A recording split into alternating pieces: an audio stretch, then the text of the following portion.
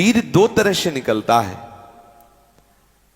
एक तो जो घातक है वो उसी के शरीर से निकलेगा जिसने हस्तमैथुन किया है, या गंदी क्रियाएं करके बच्चापन से ही वीर को नष्ट किया है। जैसे 12-13 वर्ष की अवस्था है और उस अवस्था से आप अपने कुसंग के कारण वीर का नाश कर रहे हैं, तो कुछ वर्षों तक हस्तमैथुन करने वाला या अन्य गंदी चेष्टा करने वाला ये नहीं जान पाता है कि इसके द्वारा मेरी हानि हो रही, वो नहीं समझ पाता, क्योंकि जीवनी शक्ति भगवान अपनी तरफ से देते हैं।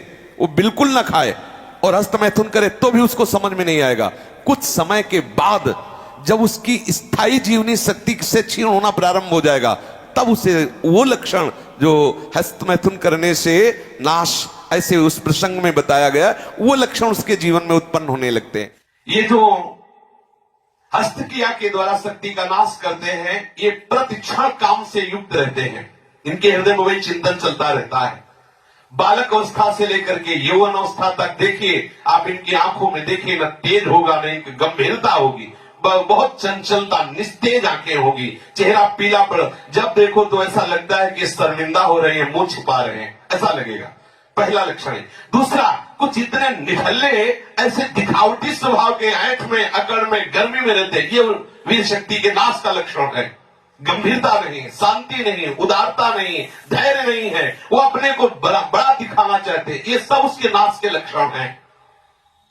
जिनका चेहरा आनंद में, देखते ही हृदय में आकर्षण, ये ब्रह्मचर्य का लक्षण है।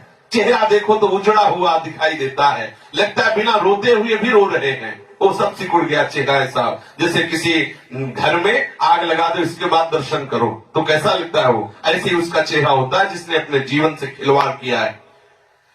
जो स्वभाव से ही रुक्ष, चिड़चिड़ा, क्रोधी, बात बात पे एकदम रूखा, चेहरा पीला पड़ रहा है, फीका पड़, वो चेहरा पीला प्रेम का नहीं, कि वो चेहरा प्रेम में पीला पड़, प्रेम में नहीं, यहाँ काम की बात हो रही है। मुख पिया आई फिर गई, बदल गए तन रंग, ये प्रेम का लक्षण नहीं, ये काम के लक्षण क्या बात है।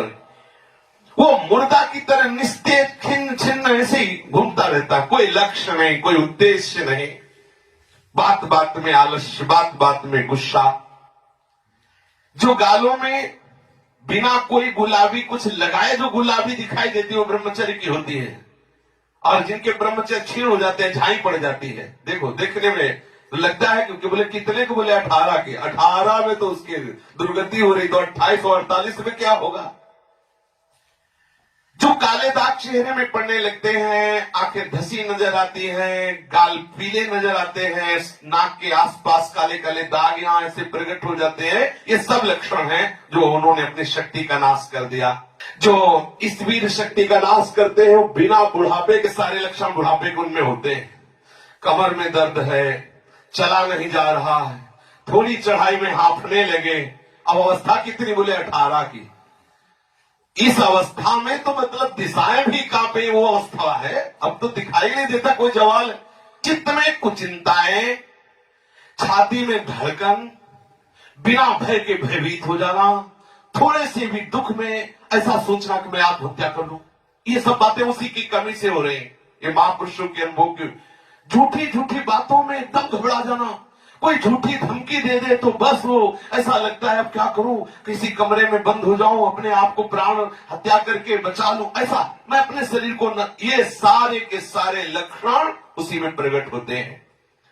जो ब्रह्मचर्य का नाश करता है, नींद ना आना, या सोना तो कुंभकर्ण की तरह मुर्दे की तरह सो जाना, आलस्य, जरा जरा देर में वो निरुत्साहित बातें, आंखों में जलन, भारीपन, ये सब, स्वप्न दोष अधिक होना, ये सब उसी के लक्षण है जो आपने गलतियां की है।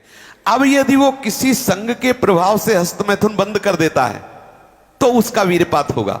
अगर वो 3 दिन में वीरपात करता रहा है तो 3 दिन में वीरपात होगा, पक्का होगा, क्योंकि उसका अभ्यास बन गया है। अगर आप ठीक नियम से चलेंगे तो 6 महीना लगेंगे आपको उसको कवर करने में, 6 महीना लगेंगे। और अगर आपने प्रमाद स्थिति की, वो तो निकल ही जाता है, फिर हमको करने से क्यों मना किया जाता है। तो आप देख लेना, कुछ समय बाद आपकी हालत बहुत गंभीर हो जाएगी, जो आप बता भी नहीं पाएंगे किसी से। क्या गंभीर हो जाएगी, आप ऐसे ही साधारण क्रियाओं में ब्रह्मचर्यहीन हो जाएंगे। तो जो नव युवक जन है, साधक जन है, वीरपात में यदि उनका कोई स्मरण नहीं रहा और वीरपात हो रहा तो घबराने की जरूरत नहीं। और यदि स्वप्न में आपने स्त्री आदि का संयोग देखा या कोई ऐसी घर्षण आदि क्रिया हुई या कोई ऐसी कामोत्तेजना जनित और फिर आपका वीरपात होता है तो आपके गंदे विचार और पूर्वाभ्यास के कारण होता है। यह बहुत ही गंदी बीमारी है जो आपको अंदर ही अंदर खोखला करती जाएगी। पहली बात, इस स्वप्न दोष से निकलने के लिए हस्त मैथुन को पूर्णतया बंद कर दिया जाए। अगर आप सदगृहस्थ भी हो चुके हैं तो कुछ महीने के लिए आप अखंड ब्रह्मचर्य का नियम लें जब तक आपका वीरपात होना ठीक ना हो जाए।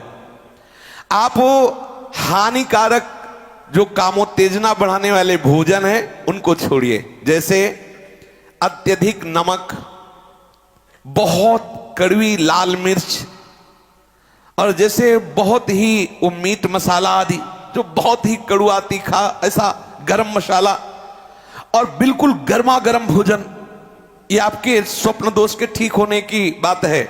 यदि आप स्वप्न दोष से बचना चाहते हैं तो अत्यधिक नमक, बहुत कड़वी मिर्च, बहुत ही वो उष्ण गर्मा गर्म भोजन, बहुत गर्म मसाले से बना हुआ भोजन और अत्यंत खट्टी चटनी जैसे इमली की है, कच्चे आम की चटनी है, और मांस।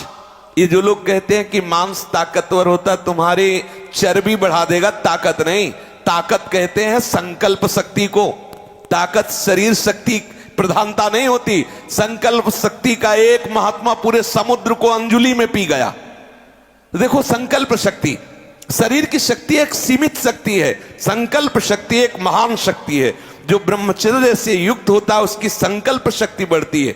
भले आप मांस खा के मोटी चर्बी और आप व्यायाम करके दिखा सकते हैं कि देखो मैं ब्रह्मचर्य क्षीण करता हूं लेकिन बलवान हूं, लेकिन आप आत्मशक्तिहीन है। वो आपका मोटा हो जाना बलवान नहीं है, आपके सुंदर सुंदर मांसपेशियां निकल आना वो बल नहीं है। आप शक्ति, बलवान वो है जो आए हुए आंतरिक वेगों को सह जाए। आए हुए आंतरिक वेग को जो सह गया वही बलवान है। ये जो मछली, अंडा, मांस खाते हैं ये कभी इस रोग से मुक्त नहीं हो पाएंगे। और जो लोग कहते हैं मैं तो खाता हूं मेरे अंदर नहीं, विश्वास मत मानना, पक्का झूठा है वो। जो शराब पीता है वो अपने वीर को पवित्र नहीं रख पाएगा। चाहे गृहस्थ हो, चाहे व्यापारी हो, चाहे किसी भी तरह की स्थिति में हो, सावधान हो जाओ, ये शराब आपके जीवन को नष्ट कर देगी। ब्रह्मचर्य में अपने आप एक उन्माद है। थोड़ा अंगूर, मीठे संतरा, सेव, अनार, ये स्वास्थ्यवर्धक वस्तुएं आप ले सकते हैं, लेकिन ऐसे वस्तु जो आपके ब्रह्मचर्य को नष्ट करें, ये पहले भोजन छोड़ें। ध्यान दीजिए, आप पहले ऐसे व्यक्ति का संग छोड़ें जो हस्तमैथुन कराने के लिए उत्साहित करे या जो गंदे आचरण में, चाहे वो स्त्री साधक हो या पुरुष साधक, दोनों सावधान। ये रोग एक में ही नहीं होता, ये रोग दोनों शरीरधारियों में होता है। कामोत्तेजना दोनों को आती है। गंदे संग के कारण दोनों साधक गंदी आचरण कर बैठते हो, दोनों इस रोग से पीड़ित होते। पुरुष तो इस रोग को प्रकट कर देता है, माताएं बहनें इस रोग को प्रकाशित नहीं कर पाती, लेकिन पीड़ित होती है इस रोग से। यदि सावधान उपासक न चले तो चाहे स्त्री शरीर हो चाहे पुरुष शरीर, उसको कष्ट होता है। दूसरी बात इसमें सहयोग है 4 बजे उठना। ये जो लोग सुबह 8 बजे तक 9 बजे तक सोते रहते हैं और सोचते रहते हैं कि हम ब्रह्मचर्य रह पाएंगे या स्वप्न दोष से निकल पाए, कभी नहीं हो सकता। भगवान सूर्य जब उदय होते हैं तो आपकी आत्मशक्ति नष्ट होने लगती है। यदि आप उठ करके उनका स्वागत न करें, अर्घ्य न दें, प्रणाम न करें, जग कर भगवान नाम जप न करें, 4 बजे से 6 बजे तक का समय पूरे 24 घंटे के लिए पावर वाला समय है। यदि उस समय आप सो रहे हैं तो वो हमारी बात भी न सुने, वो इस काबिल नहीं कि इसको धारण कर सके। जो सुबह 4 बजे से 6 बजे तक सोएगा वो ब्रह्मचारी रह ही नहीं सकता, पक्का। कुछ लोगों को लगता है कि 1-2 बजे ही स्वप्न दोष हो जाता है, 4 बजे की आवश्यकता नहीं। तुमने गलत आदतें की, तुमने अपनी नस नाड़ियों को इतनी घर्षण शक्ति से कमजोर कर लिया है कि रोकने की क्षमता नहीं रखी। तो आपको उदास नहीं होना, ऐसा भोजन छोड़ो, ऐसा संग छोड़ो और 4 बजे जगो। जगने पर तत्काल आप बासी पानी पिए, तांबे के पात्र में रखा हुआ पानी, और 1-2 लीटर पिए। ऐसा ना करें कि आप एक गिलास में छोटा कस की पीजिए, अगर उल्टी हो जाती तो और अच्छा है। आप पी के तो देखिए, वज्रासन में बैठकर जल पीजिए, फिर थोड़ा टहलिए, सोच जाइए। आप गृहस्थ हो, विरक्त हो, कोई भी हो, अगर आप शुद्ध ब्रह्मचर्य रहना चाहते, स्वप्न दोष से निपटना चाहते, तत्काल व्यायाम कीजिए 30 मिनट कम से कम। दंड है, बैठक है, और भी आसन है योगियों ने बताए हैं। और फिर 20 मिनट कम से कम प्राणायाम कीजिए, कपालभाति, अनुलोम विलोम आदि जो भी आप सीख पाए। और इसके बाद 30 मिनट तक कोई खान पान ना कीजिए। प्राणायाम व्यायाम के 30 मिनट तक ना आप चाय पीजिए ना पानी। चाय तो बड़े बूढ़ों की बात है, आपका शरीर रोगी हो तो चाय की जरूरत क्या है। ब्रह्मचारी अपने आप में इतना चाय होता है कि उसे जरूरत ही नहीं दूसरे किसी गर्म पदार्थ पाने की। अब ये सावधानी रखे कि जैसे आजकल बहुत बड़ा खतरनाक चल गया है स्मार्ट मोबाइल, इंटरनेट। उसमें क्या है कि बहुत से बच्चे विषयाकर्षण के कारण गंदी फिल्में, जिनमें हमारा शास्त्र आदेश करता है किसी भी पक्षी को भोग करते न देखे, भागवत अन्य शास्त्र भी आदेश करते कोई भी जीव यदि भोग कर रहा हो तो हम ना देखें, और हम मनुष्यों का भोग देखें उसमें, और हम सोचे कि हमारा आप कोई क्रिया ना करो, केवल गंदे वो भोग संबंधी चित्र देख लो तो आपके मन में जो संस्कार बन रहे हैं, जो कामोत्तेजक भाव बन रहे हैं, वो आपको ब्रह्मचर्य नहीं रहने देंगे। सोते जागते उठते बैठते आपका वीर स्खलित हो जाएगा। ये स्त्री संबंधी, पुरुष संबंधी, भोग संबंधी वार्ता हमारे अंदर संस्कार डालती है और हम समझ नहीं पाते। वो हमारे अंदर ऐसी अग्नि पैदा करती है जिससे वीर शक्ति स्खलित हो जाती है। कभी हम सोच में बैठे लघु शंका में तो सबसे पहले वीर स्खलित हो गया। अब आपको लगेगा कि ये रोग है, रोग नहीं, आपकी गलती है। आपने जो गलत चिंतन किया, क्रिया नहीं की, लेकिन मनोवाह नाड़ी ने संपूर्ण शरीर से वीर को खींच करके वो निकाल दिया। अब निकल जाएगा वो आपके असावधानी के समय। इसलिए आप सावधान रहे, कभी भी कोई ऐसे ग्रंथ को ना पढ़ें जिसमें कामोत्तेजक भाव लिखे हो। हम आहार पर दृष्टि रखें। जैसे हम रात्रि के समय शयन करते हैं तो सावधानी रखें कि शयन के 1 घंटा पहले ही दूध ले लें गरम। अगर हम गर्म दूध लेके सोएंगे तो निश्चित वीर्यपात हो जाएगा। जब हम जान लें कि हमें कब्ज हो रहा है तो हम सरल औषधि लें। ऐसे कोई चूर्ण न लें जो बहुत कड़े गर्म हो, जो हमें ब्रह्मचर्यहीन कर दे। जैसे आंवला है और वो हर है, बहेड़ा है, त्रिफला का प्रयोग करें। वैसे प्रत्येक साधक को भोजन में 1 आंवले का प्रयोग कर लेना चाहिए, तो कब्ज भी दूर रहेगी और शीतलता भी रहेगी। और आंवला पवित्र भजन में भी सहयोगी होता है और भी स्वादिष्ट भी होता है। आप मीठा आंवला ले सकते हैं, आप खट्टा करके ले। वो आंवला खटाई में भी नहीं आता, खटाई भी है, वो आपके साधन में भी आएगा, कब्ज ना रहने पावे। अगर हमारे शरीर में पेट में कब्ज है तो कब्ज में आंतों में जो जमा हुआ मल है वो ऐसी उत्तेजना पैदा करेगा कि आपका वीर स्खलित हो जाएगा। इसलिए कब्ज भी ना होने पावे। साधक अगर इन नियमों का पालन करे, और भगवत स्मरण प्रधान है। ब्रह्मचर्य में सबसे प्रधान औषधि है स्मरण। आपकी जो स्मृति कामुक हो गई है उसको बदलिए। अगर आपका चिंतन नहीं बदला तो आप चाहे जितनी औषधियां खा ले, आप ब्रह्मचर्य को संभाल नहीं सकते। औषधि एक सपोर्ट है। यदि आप ब्रह्मचर्य को ठीक करना चाहते हैं, किसी आयुर्वेदिक वैद्य से कुछ दिन के लिए औषधि ले लीजिए, बकाया रोज औषधि नहीं लीजिए। आप रोज ऐसा करें, प्रातः काल उठ करके 1 तुलसी की पत्ती ले। जैसे आप नहा धो चुके, 1 तुलसी दल लिया, ठाकुर जी के चरणों में चढ़ा दिया।